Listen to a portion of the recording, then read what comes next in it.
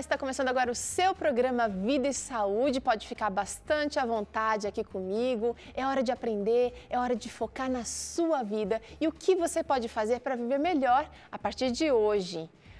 No programa de hoje a gente vai falar um pouquinho sobre dor, sobre fibromialgia, uma doença que tem afetado e atrapalhado a vida de muita gente. Você vai entender como que ela funciona e o que você pode fazer para amenizar, para tratar, para conviver com essa doença. Mas antes, reflita comigo em Provérbios. Provérbios 29, 25 diz o seguinte: quem teme o homem cai em armadilha, mas quem confia no Senhor está seguro. Cuidado com as associações que você está pensando em fazer ou que você tem feito para que você não se emaranhe depois. Peça auxílio e sabedoria de Deus para que Ele conduza a sua vida e nos mínimos detalhes, inclusive nas associações que são necessárias, os relacionamentos são importantes, são necessários para que a gente viva bem aqui na Terra, mas cuidado para não confiar demais no homem sem pedir a orientação, o conselho divino. E o programa está começando, você sabe, você pode interagir com a gente a hora que quiser, contar a sua história, como é que tem sido aí o seu processo de mudança, se você está tendo sucesso, se você está tendo melhoras. Eu espero que sim, porque os remédios naturais de Deus são simples, mas eles são efetivos e são eficazes também contra os males, as doenças, inclusive prevenindo essas doenças. Bom, hoje no Vida e Saúde a gente também vai trazer uma receita deliciosa para você, receita bem de aconchego, receita da vovó. Hoje você aprende aqui comigo uma deliciosa polenta com molho de azeitonas, deliciosa. Vou falar já os ingredientes para você, se preparando aí. Quem sabe esse não vai ser o seu almoço de hoje ou para amanhã. Olha só o que você vai precisar. 2 xícaras de fubá. Usa aquele fubá pré-cozido que adianta o seu preparo aí. Vamos usar também 1 litro de água, 2 dentes de alho, meia cebola picadinha, bem miudinho. Vamos usar também agora para o molho 1 xícara de azeitona sem caroço, estou usando a preta aqui, 1 maço de salsinha bem generoso, mais 1 dente de alho e azeite. Cuidado com o sal, eu vou usar pouquinho sal porque a azeitona já vai fazer a vez aqui do tempero e você vai ver que vai ficar muito gostoso. Adoro polenta. E para falar sobre o assunto de hoje, que é fibromialgia, nós estamos aqui com 2 convidados. Vou dizer que eu me sinto em casa entre vocês, muito embora a gente tenha se conhecido depois da nossa partida lá da clínica, os dois vêm da Clínica e Espaço Vida Natural lá em São Roque, onde a gente gravou por muitos anos o programa Vida e Saúde. Você que acompanha já conhece aquele espaço lindo, agora está ainda melhor e a gente não pôde ir para lá, mas trouxemos vocês para cá. Alexander Shinkarenko, olha, vou acertar seu nome, Shinkarenko Batista, quiroprata, obrigada por estar aqui com a gente e espero que você possa nos ajudar, aconselhar, principalmente quem está assistindo aí que sente os efeitos da fibromialgia. Opa, vai ser um prazer. Fica com a gente aqui, hein? Doutor Benício Pereira, tudo bem, doutor? Tudo bem, muito prazer de novo estar aqui com você, Teru. Prazer enorme também recebê-lo aqui, obrigada por vocês aceitarem o nosso convite e... quando o assunto é fibromialgia, a coisa fica preta. Quem sofre com esse mal não sofre apenas os efeitos físicos e os prejuízos na vida, mas também sofre muito preconceito. Com certeza. Vamos entender o que é a fibromialgia, doutor? Na verdade, a fibromialgia ela é uma enfermidade inflamatória, certo? Onde, pela própria terminologia, se a gente pensar fibromialgia, né? Mia vem de músculo, fibra de fibra nervosa, porque a sensibilidade passando pelas fibras nervosas, e algia, dor. Então, uma dor muscular. Isso é a definição técnica de fibromialgia. Agora, certo? Alexandre, se a gente pensar aqui, onde a gente tem músculos no nosso corpo, a coisa fica preta, porque a fibromialgia é bem vago, bem amplo, né, o termo, então. Onde é sentida a dor do paciente que tem fibromialgia? Dentro dos músculos gerais do corpo, né?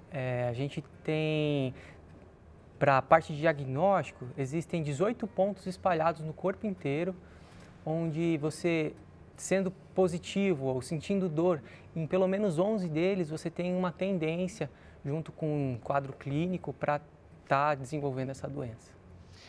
Por que mais mulheres têm fibromialgia do que homens, doutor Benício? Pois é, não é? Será que a gente reclama mais, gente? Ou será que, de fato, as mulheres têm mais Pois é, incidência? dizem que se dependesse dos homens para ter filho, não é para parto, ou a O geração mundo já não estaria estaria tão extinta, povoado não é? assim. Porque nós somos muito sensíveis à dor. Agora, as mulheres, não é? Por quê? Parece que tem alguma relação genética, tá certo? Que predispõe mais as mulheres a isso. Eu não poderia dizer aqui, assim, olha, por isso que as mulheres, tá? Há uma predisposição genética que acomete mais as mulheres, ok? Mas, e realmente, e se na família já tem uma história de fibromialgia, não é? Mãe, avó, tia, então a mulher está mais susceptível a esse problema. Você acha que é uma questão hormonal também pode acabar interferindo, já que a gente tem tantas oscilações ao longo da vida, inclusive? Eu não digo que a questão hormonal possa fazer com que desencadeie, mas quem sabe a sensação da dor, ela pode ser exacerbada dependendo do momento do ciclo ok. que a pessoa esteja vivendo. Tá. E a Pode falar, predominância é em mulher, mas existem homens que se envolvem também, né? Exato. É uma minoria, mas isso é possível em homens também. Agora é o seguinte, existe muita confusão já no diagnóstico da fibromialgia. Além assim, de ser uma doença que está sendo mais falada e mais estudada agora, porque eu não me lembro, eu tenho 30 e poucos anos, você coloca mais perto do 30 do que dos 40, tá? Eu não me lembro de ouvir de fibromialgia de quando eu era pequena. Então, é uma doença assim, que talvez já existisse, sim, há muito mais tempo, mas que a gente vem estudando e tratando mais agora. Será que as pessoas têm mais fibromialgia hoje ou é por conta desse aprofundamento aí, doutor? Eu acho que as duas coisas, não é? Sempre se existiu um tabu muito grande em relação a sentir uma dor que se ia ao médico e aparentemente não havia uma causa para aquela dor. Tá. Não é? Então, hoje em dia as pessoas estão muito mais esclarecidas, os profissionais mais preparados para poder fazer o diagnóstico. E outra coisa, então essa é uma coisa que talvez antigamente não estava tão desenvolvido assim para diagnosticar. E outra coisa é que o ritmo de vida hoje, o estresse vivido, ele tem parecido mais intenso do que anteriormente. Como tem um cunho, um cunho psicológico, um cunho emocional muito forte na fibromialgia, eu diria que também essa pode ser... Tem que pensar nesse aspecto também. Pode ser uma outra causa para isso, não é? Eu acho que a gente pode também agora acompanhar o caso da Ana Maria, que é uma senhora que descobriu... ela vai mostrar, na verdade, como ela descobriu a doença e como ela convive com a fibromialgia. Vamos ver para você tentar entender melhor do que a gente está falando hoje. Essa é a Ana Maria, uma mulher sorridente e muito ativa. Mas por trás dessa alegria e simpatia toda, esconde muita dor. Essa jovem senhora sofre há 15 anos com a fibromialgia. E foi com dores incomparáveis que ela decidiu procurar um médico e colocar um fim nisso. Eu estava passando por um período bem crítico, eu passei por 3 cirurgias grandes. Num período bem curto, menos de 1 ano e meio, eu tive que tirar ovário, trompas e útero. Fiz uma esterectomia total, né? E tinha que fazer reposição hormonal e eu era jovem ainda para ter que fazer reposição hormonal. E eu acredito que em consequência do estresse, das anestesias, de todo esse trauma, né? Eu comecei a sentir, eu já sentia dores há algum tempo, mas as dores se acentuaram de uma maneira praticamente insuportável. Eu sentia principalmente dores nos pés, na ponta dos pés e nas mãos. Mas era uma dor assim, parece que fria. Na ponta dos dedos era insuportável. E aí nas articulações. As dores eram intensas, dor de cabeça, dores no corpo todo, cansaço e insônia também incomodavam e muito a Ana. Mas até então ela relacionava os sintomas ao pós-cirúrgico. Até que um dia ela resolveu pedir ajuda. Eu me recordo que o meu primeiro diagnóstico teve um final de semana que eu ainda estava de licença médica da última cirurgia. Eu estava tão desesperada que eu liguei para uma clínica de ortopedia, literalmente aos prantos, pedindo que conseguisse um encaixe médico com um ortopedista, alguma coisa, porque eu não aguentava de dor nas mãos e nos pés. Por causa das dores, os cuidados de casa não podiam ser feitos por ela. Até mesmo o trabalho de secretária passou a ser uma tarefa muito complicada. Eu cheguei a um ponto que passava vários dias sem dormir, não atingia o sono REM, né, que segundo os especialistas dizem que é o sono que descansa, uma insônia constante, muitas dores de cabeça, dor no corpo todo, e eu comecei a perder os movimentos mesmo.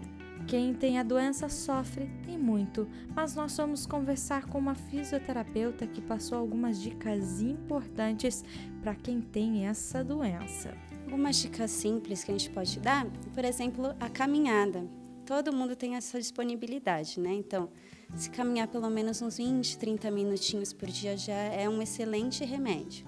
Então, o alongamento, ao acordar se alongue. Então, todos os dias se alongar um pouquinho, tá? E uma dica para quem tiver disponibilidade também, que é uma coisa que se faria fora de casa, seria a hidroginástica, exercícios na água. Então, o que a gente pede é só para evitar exercícios com muita carga. Então, sempre que for fazer alguma atividade, igual na academia, fazer exercícios mais de resistência. Então, mais repetições do que aumento de carga. Até pode aumentar, mas com uma progressão um pouquinho menor.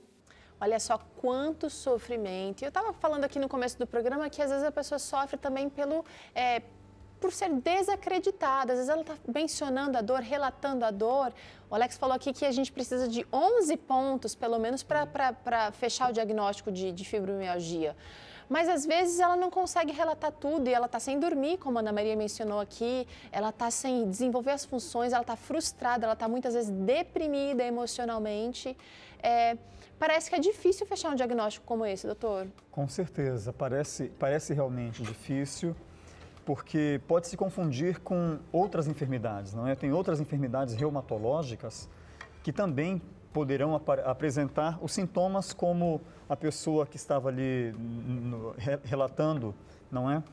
Sintomas nos dedos, de mãos, em pés, como, por exemplo, uma artrite reumatoideia, poderia ser.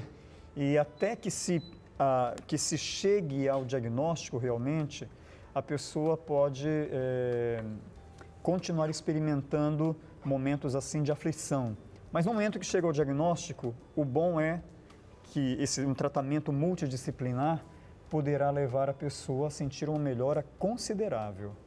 Alexandra, você é quiroprata, você inclusive aparece ali cuidando um pouquinho da Ana Maria. Qual é o tratamento para fibromialgia? O que você indica? Primeiramente, a gente não pode abordar um problema desse sozinho, né? A gente tem que sempre procurar abordar o ser humano de uma forma completa. Geralmente, um problema desse, ele sempre vem associado a um estresse psicológico muito grande, né? Então, um acompanhamento ao psicólogo seria interessante. Como a chamada mesmo mostrou, atividade física é complementar, só que de forma moderada, né? Nada muito intenso, nada muito Ela falou ali do alongamento. Isso. Sempre após as atividades físicas, fazer uma sessão de alongamento para você não levar essa tensão para o seu dia a dia, né? E dentro da quiropraxia, teve um trabalho em 2009 relacionando alguns pacientes que são submetidos à manipulação articular que desenvolveram uma tolerância a mais para a dor, o que seria um benefício muito grande para pacientes que têm dor no dia a dia, né? Que precisam conviver com a dor. Uma pergunta que está aqui, que está coçando é, tem cura a fibromialgia? Bom, como a gente tem que descobrir os gatilhos, não é? Descobrir vamos os lá. gatilhos, e normalmente o gatilho, ele pode ser uma situação ou situações de estresse. Por isso é muito importante o acompanhamento psicoterapêutico, certo? Ou psicoterápico. Um bom profissional para identificar quais são os gatilhos. De repente, o gatilho pode ser a carga, a demanda do que fazer na semana. Pode ser. De repente, pode ser um estresse que eu sei que no trânsito aquilo vai me desencadear. Ou seja, ou tratar algum trauma passado, coisas às vezes da infância que vem carregando uma violência, um abuso, um bullying, coisas assim que podem lá na frente a pessoa apresentar como resposta. Quer dizer, ela lidou com aquilo até ali, mas o corpo está mandando a conta ali um tempo depois. Exatamente. Então é muito importante se fazer essa abordagem interdisciplinar. Tá. Não é? Outra coisa que eu gostaria de saber é o tratamento. Você começou falando então da atividade física leve, moderada, alongamento, super importante. Mas às vezes quando a gente está com dor, às vezes não. Sempre quando a gente está com dor, a gente quer ficar na cama, quietinho, parado. Se eu fizer atividade física, se eu tenho fibromialgia e fizer atividade física, será que não vai piorar essa sensação de dor?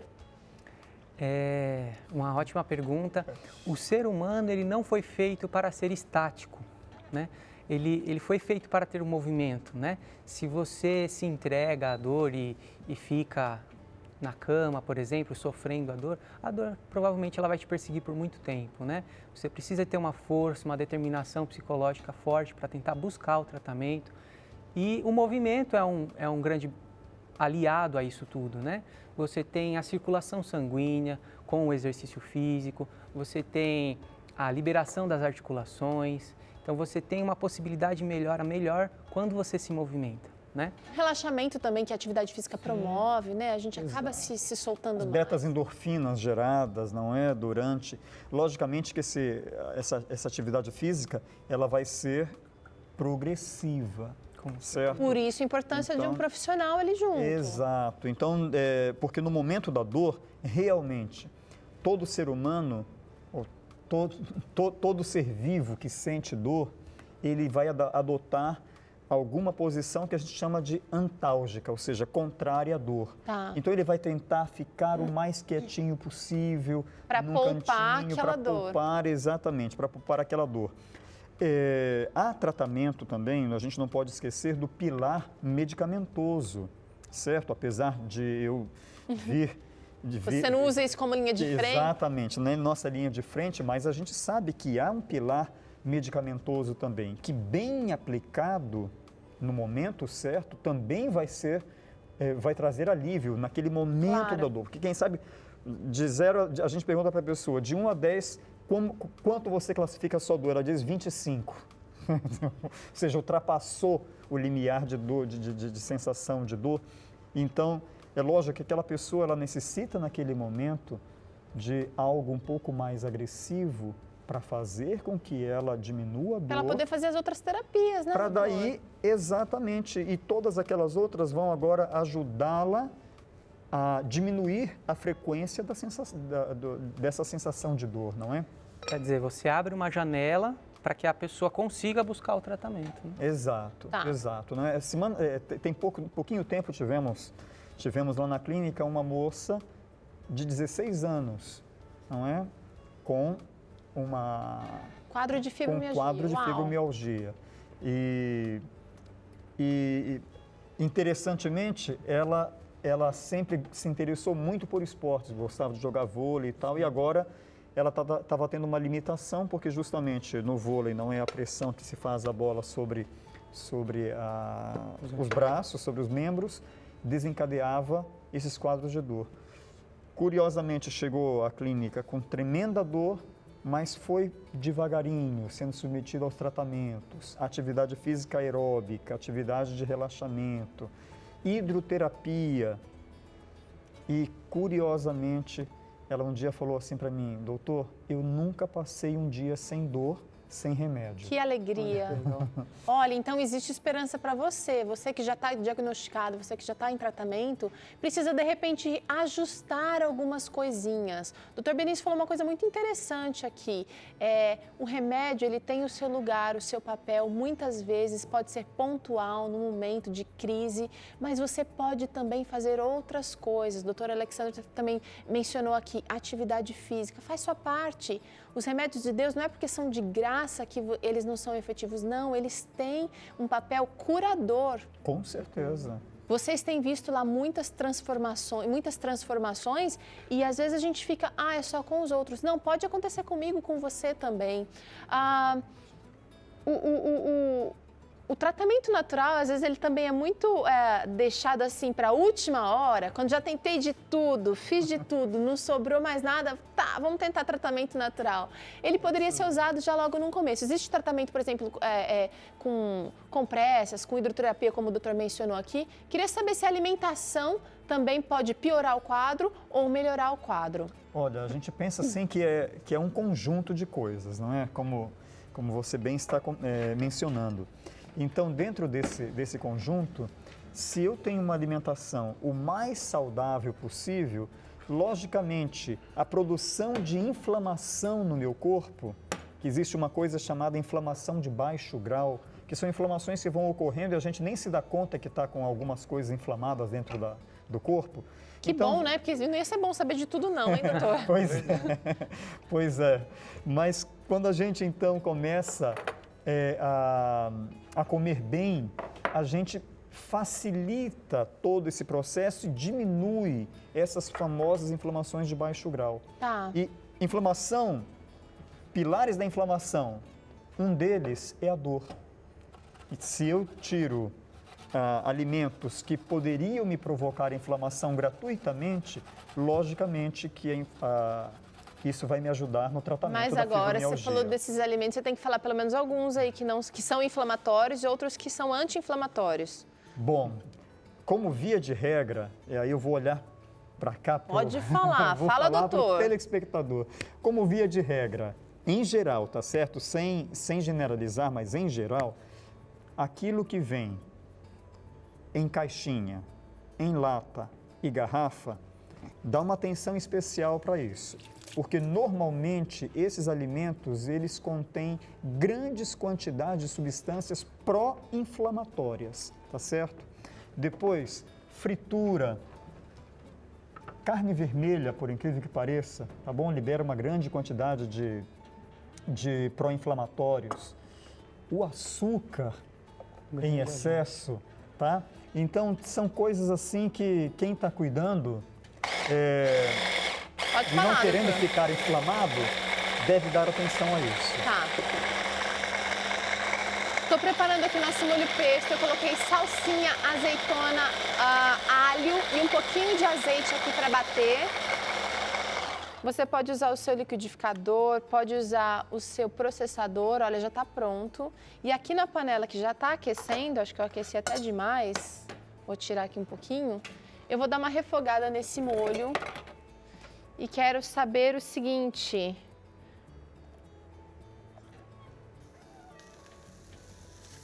Opa. Alexandra, como que a terapia cognitivo-comportamental pode ajudar alguém que tem fibromialgia em conjunto já com o tratamento físico que você vai estar dando? Você percebe que os seus pacientes que tratam com você e fazem também acompanhamento psicoterápico têm uma melhora significativa, diferente daquele que só faz atividade física? Com certeza. Você precisa descobrir os seus gatilhos para você poder se prevenir contra eles, né? Se a gente sabe que essa questão cognitiva influencia também no desenvolvimento da patologia, você descobrindo o que relembrando o meu passado, eu tive esse problema, eu tenho em casa eu tenho um problema familiar muito grande, no meu trabalho, eu não sou feliz no meu trabalho, eu tenho um estresse muito grande no meu trabalho. Você tem como abordar de formas diferentes, criar um olhar diferente para aquilo. E aí o exercício, a atividade física, o tratamento com massagens, as manipulações articulares ficariam um complemento estrutural para aquilo que já está acontecendo na cabeça dela. Entendi. E eu penso também, complementando o que disse o Alexander, o psicólogo vai fornecer algumas ferramentas importantes para que a pessoa possa trabalhar melhor, tanto quando ela não está no quadro de dor, Sim. quando chega o quadro doloroso, certo? Então, de repente, aquela pessoa precisa perdoar. E coisa que a gente não pensa, não é? Vai além da terapia. Vai além. Vida. Exato. Então, Fundamental, então, esse entrosamento dos profissionais. Exato. E todo mundo trabalhando em cima do mesmo objetivo, que é trazer você de volta para a qualidade, para a vida. E eu acho que a gente está na hora de provar essa polenta, gente. Nossa, mãe, tá bonita, não tá? Tá uma cheiro coisa aqui. linda e o cheiro maravilhoso. Vamos provar. Com certeza você que tem fibromialgia ou que anda desconfiada precisa de auxílio médico. Então, não fica achando ou fica pesquisando no Dr. Google apenas. Busque um auxílio realmente profissional e você pode fazer a sua parte também. Vou servir aqui, a gente vai terminar o programa degustando. Uau, Eu amo polenta. o cheiro está Eu maravilhoso. nunca comi uma polenta com molho que não fosse vermelho. Tá vendo? Olha, aqui no Vida e Saúde tudo é possível, doutor. Podem provar. Uma azeitoninha. E esse... Digam o que acham. É a comida de mãe, aquela comida de aconchego. Tudo a ver com fibromialgia, quando você tiver com dorzinha. E rápido. Não vai exigir grande esforço, não. Que coisa maravilhosa. Delicioso. Gostou, Muito doutor? suave. Tem direito à repetição.